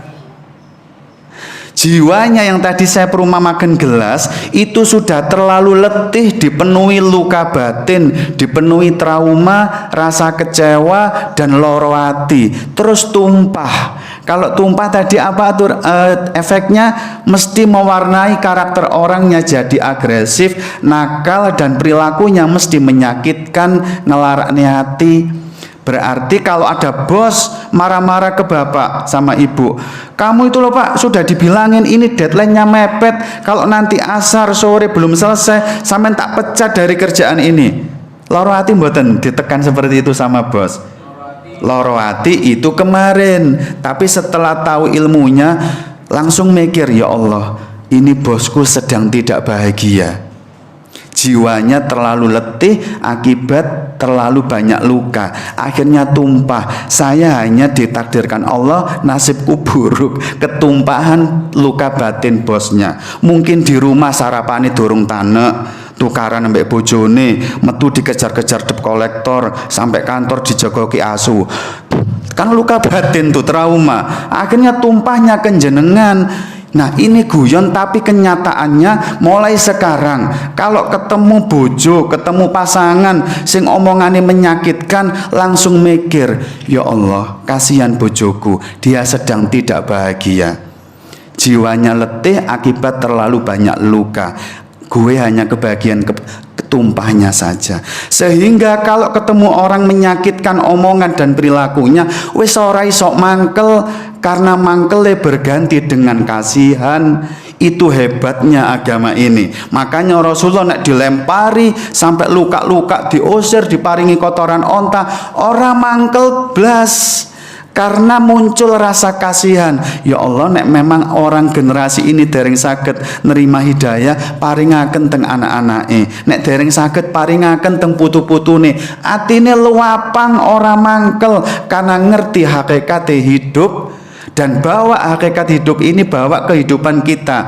Mulai sekarang nek dilarani hati bojone, koncone, anake, langsung muncul ilmu hakikatnya. Oh, anakku sedang jiwanya penuh oleh loro hati yang mungkin disebabkan oleh pola asuhku sendiri yang sering melukai. Kasihan anakku ya Allah, jadi nggak mangkel blas. Itu cara yang kedua. Apa? Rubah mangkelmu menjadi kasihan. Pahami ilmu ini, cek gak gampang loro hati, malah gampang nyepuro. Nah, pun hati-hati loh nggih, dipahami betul, cek gak gampang loro hati dan gampang nyepuro orang lain.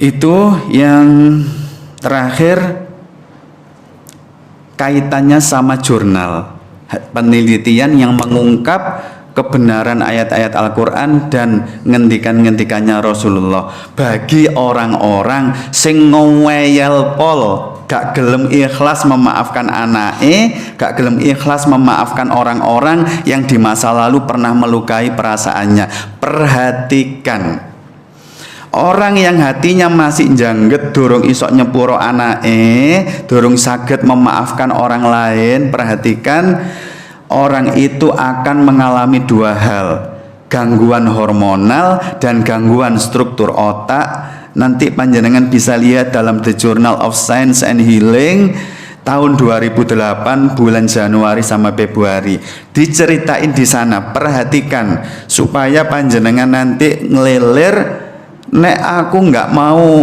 ngikutin petunjuknya Allah sama Rasulullah ya kayak gini nih, nek hidupnya sembrono mawon. Perhatikan nggih, ketika seseorang hatinya dipenuhi amarah, dereng saged memaafkan kenakalan anak atau orang-orang lainnya. Perhatikan, maka ini ada di antara dua alis ini. Di sini ini ada organ yang namanya kelenjar pituitari di antara dua alis. Nah, kelenjar pituitari ini kalau wong isik mangkelan, durung saged ikhlas memaafkan anak dan orang lain, kelenjar itu akan bergerak sangat hiperaktif, sangat kenceng geraknya. Kalau kelenjar pituitari ini geraknya sangat hiperaktif, maka di dalam tubuh jenengan terjadi gangguan hormonal, akan keluar hormon kortisol dalam jumlah yang berlebih. Kalau hormon kortisol itu sudah keluar dalam jumlah yang berlebih, itu akan nempel di semua organ tubuh kita. Contoh ya, ayo kita evaluasi diri kita.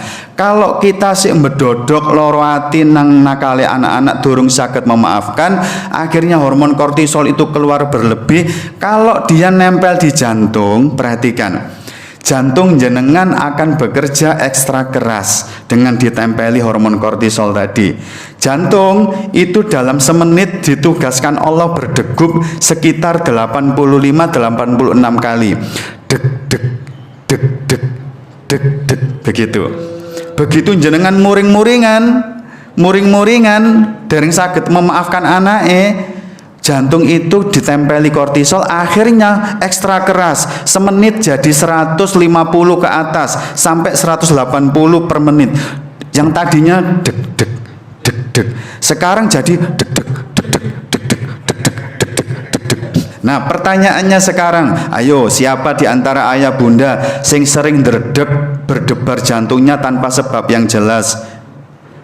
Berarti nek gampang berdebar-debar wonge napa Pak? Bu? Nah, sik mang kelan, durung isok legowo maafkan orang. Yang kedua, perhatikan, ketika Allah nugaskan jantung untuk berdegup, deg deg deg deg, itu tugasnya untuk ngirim darah, oksigen dan nutrisi ke seluruh tubuh. Salah satu yang dikirim adalah otak. Kalau darah, oksigen dan nutrisi ini dipompa dalam pompaan yang gowethu, deg deg deg deg deg deg deg deg deg deg, maka darah, oksigen dan nutrisi itu mengalirnya ngebut banget. Nah, kalau seperti itu penyakit yang muncul adalah darah tinggi. Ayo ngaku, Ustadz saya itu loh wis tarak makanan, wis gak mak merawon, wis gak mak kopi, mimi amlodipin wis benduwino. Nopo nggih Ustadz, tensi kula niku kok di atas 150 terus? Berarti sinten sing salah? Pabrik amlodipin apa sinten? Berarti wonge napa nek ngeten iki nek darah tinggine wis tarak makanan, wis mimi obat gak mudun-mudun, berarti wonge napa Nah, sanes kula lho ya sing ngomong, berarti ilmune manfaat. Wonge berarti mangkelan, durung legowo maafin yang lain, anake, bojone. Nah, sekarang kalau darah, oksigen dan nutrisi nguwebut melayuni teng pembuluh arteri itu, maka paralon atau pembuluh arteri yang dilewati darah, oksigen, nutrisi sing ngebut wau, dinding arterinya mengalami aterosklerosis alias dindingnya mengeras dan menebal. Ini yang akhirnya bikin kolesterol gak mudun-mudun. Wis gak dahar lodeh, wis gak santene wis diganti sing apik, kok kolesterolnya nangkring di atas, wis ngunjuk obat kok sering kambuhan. Berarti wonge napa Pak? Lah. Lah ora ajak kanca-kancane dipek dhewe nek diikuti kancane mewangkel. Empun. Pun nggih, dihati-hatiin evaluasi. Ini yang namanya psikosomatis. Darah tinggi, jantung, kolesterol yang bukan murni fisik, tapi 85% disebabkan oleh jiwamu yang terlalu letih, wahai abi, wahai umi, terlalu banyak luka akibat mangkel-mangkelan terus. Perhatikan berikutnya, ketika mengalami aterosklerosis, dinding pembuluh arterinya menebal dan mengeras, berarti jalannya kan makin sempit nih. Jalan pembuluh arteri makin sempit. Nah, karena jalannya tambah kecil, tambah alit, maka darah, oksigen dan nutrisi yang dikirim jantung ke otak jumlahnya juga kurang. Karena jalannya menyempit, suplai jantung ke otak, darah, oksigen, nutrisi juga kurang. Kalau otak kurang suplai darah, nutrisi dan oksigen, wonge sering ngeluh, sakit kepala tanpa sebab, sering migrain, sering vertigo. Pun sopo pindah-pindah oskadon samplek gak waras, pindah panadol gak tahes, pindah paramek. Ayo, sing salah pabrike napa jenengan sing sik mangkelan? Paling enak memang ngaku cek warase cepet, Pak. Pun semerap lho nggih, sakniki napa akar masalahnya. Nah, begitu efeknya kurang suplai darah, oksigen dan nutrisi. Selain seperti itu, mesti sering banget orang stroke, pemicunya dominan di situ selain pendarahan di otak. Kalau orangnya stroke tidak terpotret ada pendarahan di sana, penyebabnya yo iki kuwi, Pak. Lah, pun ayo bergeser dikit dadi wong sing lembut. Dan kalau sudah berlaku 3 bulan bahkan 6 bulan lebih sik mangkelan, akhirnya otaknya kurang suplai darah, oksigen dan nutrisi, itu ada bypass baru yang akhirnya otak di bagian frontal cortex itu lebih dominan terisi darah ketimbang lainnya. Kalau sudah mengalami seperti ini, itu pertanda mangkele wis menaun. Dan cirinya kalau darah sudah memenuhi frontal cortex di otak bagian depan, cirinya 2. Wonge ngalami gangguan psikis. Gangguan psikis yang dimaksud adalah wonge sensitif, muring-muringan, gampang tersinggung, perkara-perkara sepele aja sudah marah-marah, tukaran mbek bojone, tukaran ambek anake. Itu cirinya mangkele wis menahun. Akhirnya gangguan otak di situ terjadi. Ciri kedua, ketika frontal cortex sudah dipenuhi darah, selain sensitif, orangnya mengalami gangguan tidur. Nek gak susah tidur, insomnia, sampai tengah malam baru saged sare, itu cirinya. Yang kedua, baru saged tilem sebentar, jingkat, diluk jingkat, itu ciri yang kedua, gangguan tidur. Terus sering gero-gero, sering ngelendur, dan sering mimpi buruk. Atau kalau sudah terlanjur tidur, tangine angel. Nah pun itu dihati-hati nggih Pak. ojo sembrono ngejalanin hidup, ayo ditoto sing bener. Kalau kita tetep ngeyel, mboten cuma anake sing gak isok sakinah rumah tanggae, gak isok lancar usahane, tapi itu akan nyerang balik. Loro ati, mangkel, penyakit sing gak waras-waras, itu tandanya tidak murni penyakit fisik. Jenengan perhatikan aturannya supaya eling. Cirinya penyakit fisik murni itu kalau diobati mesti merespon dan waras mboten kambuhan. Contoh, kebentuk kejedot nopo kan benjol berdarah, diobati waras mboten kambuhan. Kepotong saat ngiris bawang kena pisau, ketiban panci, kecelakaan, lah itu murni fisik. Tapi kalau panjenengan punya penyakit kok diobati gak ngerespon, atau diobati waras telung dino meneh kambuh maneh, itu cirinya 85% penyakit jenengan disebabkan karena psikis, kejiwaan sing mangkelan, loro atian, gak isok lapang, sik njwangget, itu namanya psikosomatis. Nah, sampun, untuk sementara hari ini itu dulu nggih. Jadi saya rangkumkan sebentar. Yang pertama, kalau panjenengan mendapati anak-anaknya nakal, berbuat keliru, please banget kula nyuwun tolong ikuti prosedurnya. Sebelum nuturi anak, berusahalah untuk memaafkan anak dengan cara tadi, ya Allah, hamba ingin pulang selamat kepadamu ya Allah, saya berharap ampunanmu, tak maafkan anakku, tak maafkan suami atau istriku. Kalau itu belum juga maksimal, bayangkan ya Allah, anakku ini nakal seperti ini, itu karena jiwanya sudah terlampau penuh dengan luka batin, trauma, rasa kecewa, loro hati, yang mungkin itu penyebabnya adalah hamba sendiri ya Allah, karena pola asuh selama ini selalu melukai jiwa anak. Akhirnya anak ini tabung psikisnya penuh, tumpah jadilah kenakalan. Ya Allah, hamba kasihan pada anakku ya Allah. Jadikan hamba sebagai abi atau umi yang menjadi jalan hidayah untuk nguras tandon ini. Kalau tandon psikisnya sudah dikuras dari loro hati, anak itu kenakali akan teredam. Nuturine paling gampang karena gak ono maneh sing tumpah.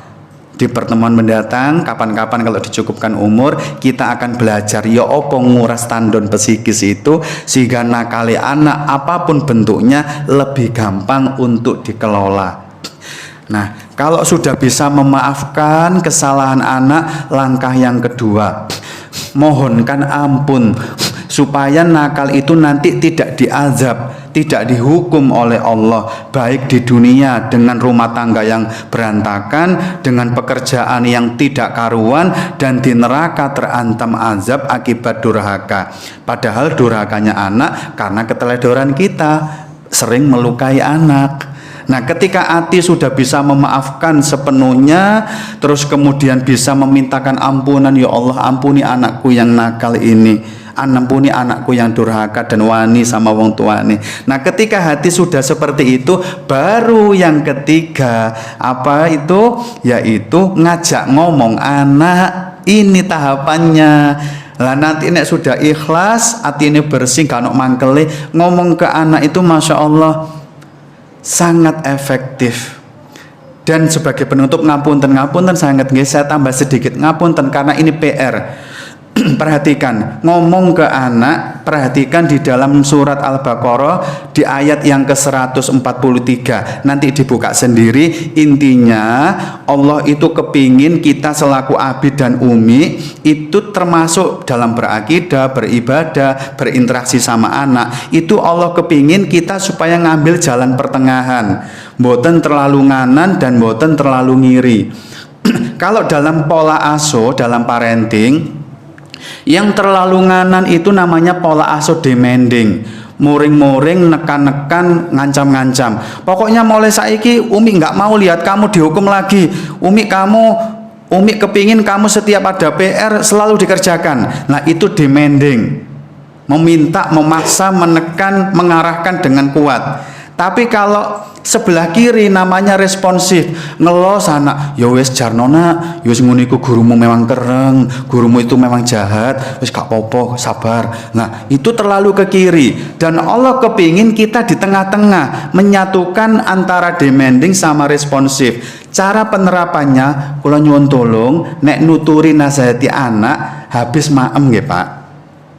Habis maem. Dan cukup 5 menit. Anak habis makan malam, minum, kenyang, beri nasihat. Waktu jenengan hanya 5 menit. Karena apa? 5 menit setelah makan kenyang, reticular activating system atau area kritis singgarai anak itu bantahan itu off. Cuma 5 menit. Sehingga nasihat yang jenengan berikan setelah maem kenyang, yang 5 menit itu nggak pakai dikritisi otak anak, langsung terukir dalam jiwa anak, dan besok sudah menjadi kendali baru. Makanya Mbah Kung bauti kita dulu nek mau nuturi anak-anak mesti mari maem dikumpul nih, mari maem sini nak lenggah kene dituturi. Meskipun mbah kita nggak ngerti ilmu ini, anaknya jadi gampang ditoto karena ngerti timing yang pas. Nah, dalam penelitian disebutkan nek nasehati melebihi 5 menit itu hanya akan diterjemahkan otak anak, makku cerewet, bapakku cerewet. Artinya kalau nasihat jenengan baik tapi melebihi 5 menit itu terluka. Berarti manfaatkan 5 menit itu untuk nasihatin. Caranya satukan demanding sama responsif. Contoh, anak tadi dihukum nggih. Langsung ngeten. Ais, mulai sekarang Umi nggak pingin lihat kamu dihukum lagi sama gurumu gara-gara nggak ngerjain PR. Mulai sekarang Umi kepingin setiap malam saat belajar kamu cek ono PR apa enggak, kalau ada selesaikan. Nah itu kan demanding. Langsung ikuti dengan responsif. Nah, apa yang bisa Umi bantu supaya setiap kali belajar kamu nggak pernah luput melihat ngecek ada PR apa enggak. Apa perlu sayang mulai hari ini nanti Umi dampingi supaya Umi bisa bantuin tahu ada PR apa enggak. Kalau ada nanti dikerjakan bareng-bareng. Gimana, mau enggak? Oh, anak bukan hanya ditekan, diancam, tapi wong tuane pasang badan paling depan untuk menjadi solusi bagi kesulitannya anak. Itu berkesan banget.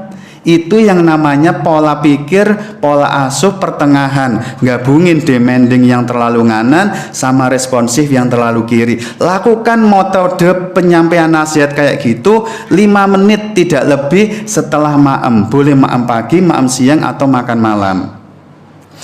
Dan yang terakhir saya kasih oleh-oleh. Kalaupun ngapunten nggih ayah bunda, kalaupun harus moring-moring, harus marah, ingat ada 5 syaratnya.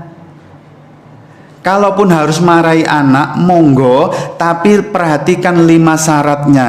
Apa itu? 1, tidak boleh melukai jiwa anak. Yang dimarahi adalah perilakunya yang keliru. Contoh, Mas, Abi itu kecewa lihat kamu, Abi itu sedih lihat kamu nak, kamu hari ini ngegame-nya keluar batas, harusnya 1 jam, lihat sekarang kamu ngegame sampai 2 jam. Nah, marah itu, tapi yang diserang adalah perilaku buruknya, bukan melukai jiwa anak. Mas, kamu itu udah janji HP-an itu 1 jam, ini lihat 2 jam, kamu itu memang nggak bisa dituturi, kamu itu nakal, kamu itu nggak bisa dibanggakan belas, Umi sampai capek. Nah, itu menyerang pribadinya, itu melukai jiwa anak, itu mboten pareng. Jadi marah boleh, syaratnya 1, yang diserang perilaku buruknya, bukan pribadi anaknya. Yang kedua, proporsional. Anak nakalnya 2, ibu-ibu, bapak-bapak moring-moringnya juga 2. Misalnya anak ngegame kelamaan nggih, misal ini anggap nakal atau keliru. Maksiatnya 2, ibu muring-muringnya harusnya 2. Jangan anak nakal 2, muring-muringnya 8. Kamu itu loh sudah dibilangin Umi berkali-kali, pulang sekolah itu mbok yo cuci tangan, cuci kaki, makan, istirahat. Nggak ngegame kayak gini. Coba kamu ngegame terus, kamu itu males, bodoh. Kemarin kamu itu PR nggak dikerjakan, minggu yang lalu kamu itu tugas nggak ngumpulin, gurumu marah. Kamu itu kayak abimu aja, kelentam-kelentam mbahmu ku yo ngono ku abe. Lho misale ngaten, kuwatut kabeh. Anak nakali 2, jenengan marahnya 8, diungkit-ungkit marah yang lalu, bapaknya kena, mbaknya kena. Itu namanya gak proporsional, berlebihan, itu marah yang gak boleh. Yang ketiga, syarat marah diperbolehkan, nggak boleh disertai mukul. Ingat, jangan dipelintir. Kita sedang tidak membahas sebuah hadis yang kalau anak 10 tahun nggak sholat diminta mukul. Itu ada pembahasan tersendiri dan ada tata aturan mukulnya. Kita akan belajar nanti. Tapi mukul yang di sini adalah mukul saat kita marah. Gitu nggih. Itu mboten pareng. Perhatikan, diingat-ingat betul. Kalau setiap jenengan marah yang dipukul itu selalu area wajah, dijewer telinganya, dijunduh, ditapuk, perhatikan, anak akan bertumbuh menjadi orang yang perasaan berharganya itu hancur. Dirinya merasa nggak disayangi, efeknya anak sulit diajak kebaikan. Kalau setiap marah yang jenengan pukul itu adalah area tangan, lengan ke bawah, nanti anak akan terus bertumbuh, nggak punya percaya diri kalau dirinya mampu berbuat sesuatu, mampu berkarya. Itu kepercayaan dirinya nol, minderan anaknya. Kalau setiap marah yang jenengan serang, dicetot pupune, dicetot kentole, ditendang, ditaplok sandal kakinya, nanti anak akan terus bertumbuh. Setiap kali dia kesulitan menghadapi hidup, mesti bawaannya kepingin lari dari kenyataan. Perhatikan, hati-hati. Nanti kalau selalu dibeguk punggungnya, dipukul pundaknya, anak akan bertumbuh dengan mentalitas nggak sanggup menerima beban. Ada beban hidup, PR agak sulit, udah berkeluh kesah, udah putus asa. Hati-hati, setiap yang jenengan incer untuk dipukul itu mempengaruhi karakter anak saat tumbuh kembang. Yang berikutnya, boleh marah. Syarat yang keempat adalah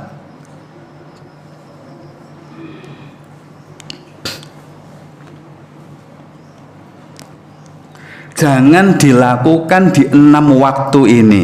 Muring-muringo dengan cara seperti tadi, tapi jangan lakukan di 6 waktu ini. 1, nggak boleh marahin anak waktu malam hari. 2, tidak boleh marahin anak waktu pagi hari, waktu bangun tidur. Mau tidur nggak boleh, bangun tidur nggak boleh. Kenapa? Ini reticular activating system sedang off. Nek jenengan marahin, itu langsung terukir di dalam jiwa anak, angel nyabute. Yang ketiga, ndak boleh marahin anak waktu maem. Waktu makan juga tadi kan sudah dijelaskan, reticular activating system off. Nek jenengan marahi saat maem langsung terukir, angel nyabute, loro atine terlalu kebacut nanti. Yang keempat, tidak boleh marahin anak waktu berangkat sekolah. Ingat, perhatikan nggih Bunda. Please banget, kalau jenengan marahin anak mau berangkat sekolah dan juga memiliki kebiasaan bangunkan tidur pagi anak itu dengan metode pemadam kebakaran. Mas, ayo mas bangun mas, cepet, ini sudah mau komat ini, ayo bangun, dowoyo-oyok gitu. Itu maksudnya bangunin anak metode pemadam kebakaran. Kalau jenengan masih punya kebiasaan bangunin anak makso seperti itu, ngupui sehingga anak langsung jekekal, nggak punya tahapan bangun yang tenang, dan mau berangkat sekolah mesti dimarahin, itu loh, soalnya saya mau ketinggalan, pancetain yang diambil sana, itu tasnya, dimarahin, dicerewetin. Ingat, anak nggak pakai lama sampai kelas, dia sulit, lemot nerima pelajaran. Ada blokade yang menghalangi akses ke memori otaknya, sehingga anaknya sulit hafalan, sulit menerima informasi, bengong. Hati-hati, kesembronoan panjenengan bisa membuat anak seperti itu. Dan syarat yang keenam, bukan syarat yang keenam, tidak boleh marah tadi nggih. Mau tidur malam, bangun tidur pagi, waktu maem, waktu berangkat sekolah. Yang kelima, tidak boleh marahin anak di depan temannya, di depan adiknya, di depan orang lain. Kalau anak dilukai di depan orang lain, itu nanti sering membawa dia pada fobia keramaian.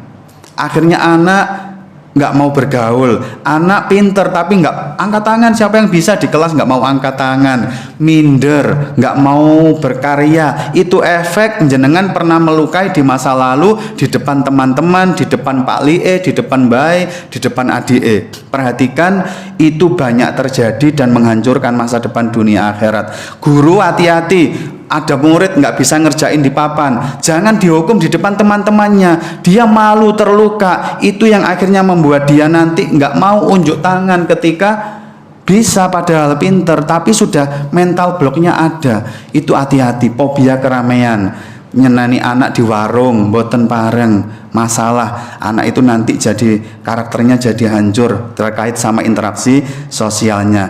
Dan terakhir, boleh marah. Tadi ngapunten yang keenam ya, waktu yang keenam, tidak boleh dilakukan kayak tadi saat hati kita masih belum ikhlas memaafkan anak, sik mangkel, sik marah-marah pun itu.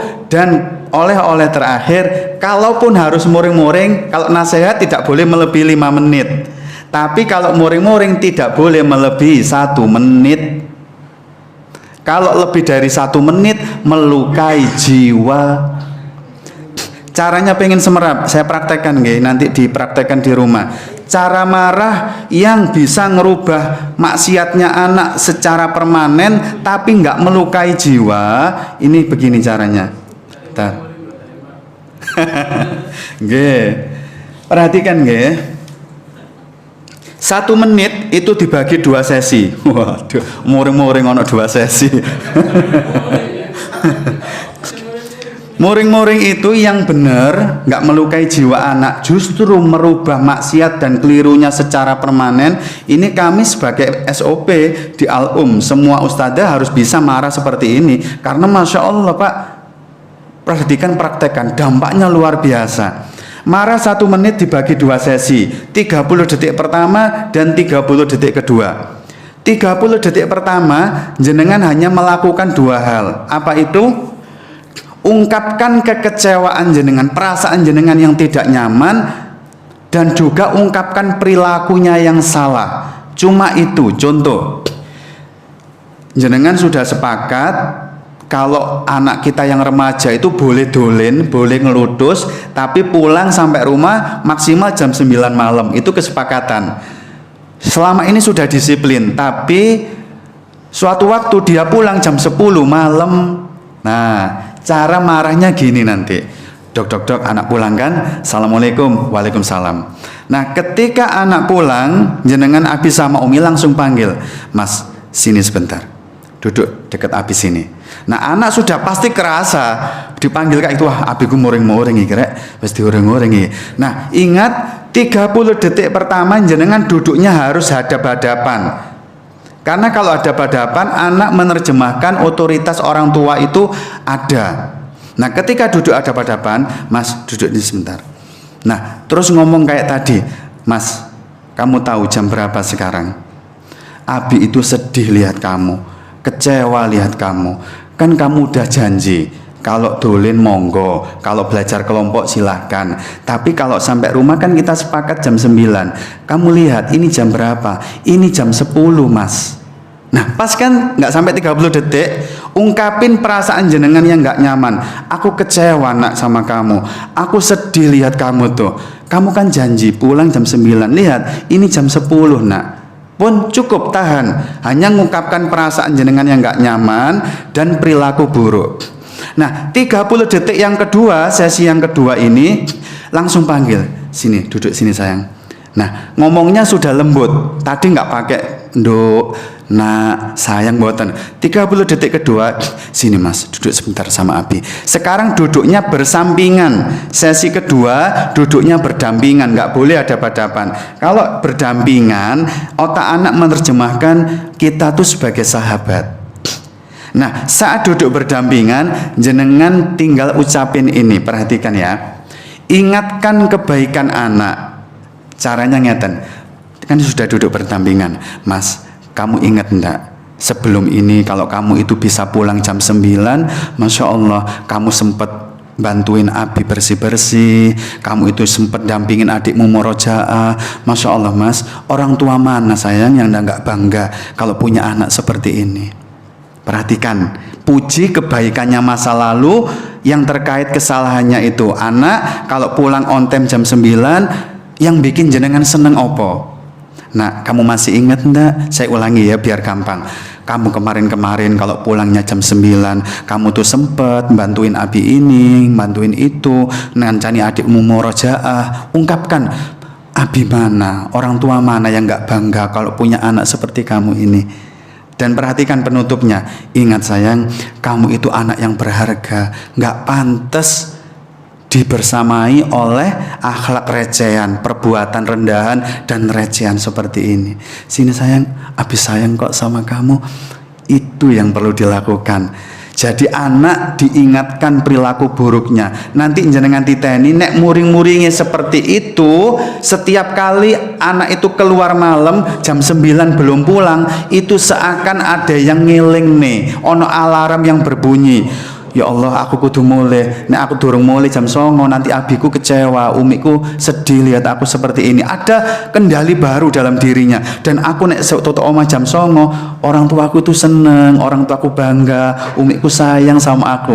Nah, itu kendali baru yang terbangun kalau jenengan marahnya seperti tadi dan tidak melebihi 1 menit.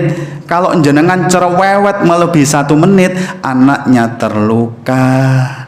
Sampun demikian dipun tutup sampun Ustaz. Nggih. Kurang lebihnya demikian ayah bunda yang kita pelajari pada hari ini. Ayo kita kembali menata pola parenting kita sedikit demi sedikit, dimulai perkara-perkara yang sepele. Ayo kembali presisi mengikuti bagaimana yang Allah mau, bagaimana yang Rasul mau. Kalau kita ngikuti, nanti ingat yang keempat loh nggih, ingat memaafkan, memintakan ampunan, nuturi anak dengan cara yang Masya Allah indah banget. Dan yang terakhir, jangan lupa, ini yang sering lupa, setelah ngomongi anak manut, jenengan bungkus, jenengan pasrahkan kepada Allah. Di dalam Al-Quran Ali Imran lanjutannya ayat 160, jenengan baca piyambak, dibaca sendiri. Allah ngilingne dengan tegas, nek aku gak ngewangi awakmu, gak nulung awakmu, sapa wonge katene sing iso nulungi awakmu wahai ayah bunda dalam nangani anak-anakmu ini. Nah, perasaan kita sebagai hamba yang gak mungkin iso nangani kenakalan anak sendiri tanpa pertolongan Allah, kesadaran itulah yang akhirnya membuat jenengan, ya Allah, nakali anakku, maksiati anakku yang makin hari kesini makin tidak terkendali, sudah saya upayakan dengan maksimal di atas petunjukmu ya Allah. Untuk selanjutnya saya bungkus, saya pasrahkan kepadamu. Ingat, Allah adalah zat yang paling seneng kalau dipasrahi urusan hambanya. Allah adalah zat yang paling malu kalau dipasrahi urusan gak turun tangan bantu. Oleh karena itu, supaya kecukupan, supaya urusan jenengan dicukupi, ditolong dan dituntaskan, jangan pernah lupa setelah melakukan semua upaya parenting terbaik, bungkus, sadari kita nggak mungkin bisa nyelesain tanpa pertolongan Allah. Tauhidnya dimunculkan, pasrahkan kepada Allah.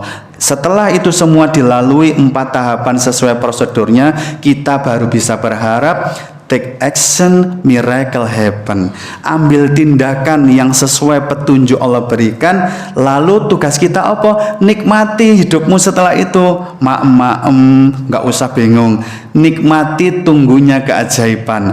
Allah gak akan pernah ngingkari janji. Sinten mawon tiange sing manut ngikuti prosedur yang Allah berikan, Allah pasti cukupi urusannya. Kalau kaitannya sama anak, Allah yang akan membalik hati anak, mudah nerima nasihat. Kita didik dengan cara yang baik, mentalitasnya baik. Kalau mentalitasnya sudah baik, anak itu gampang ditoto, diajak kebaikan gampang, diajak mengarah kesolehan gampang. Sampun, subhanakallahumma wa bihamdika asyhadu an la ilaha illa anta astaghfiruka wa atubu ilaik. Assalamualaikum warahmatullahi wabarakatuh.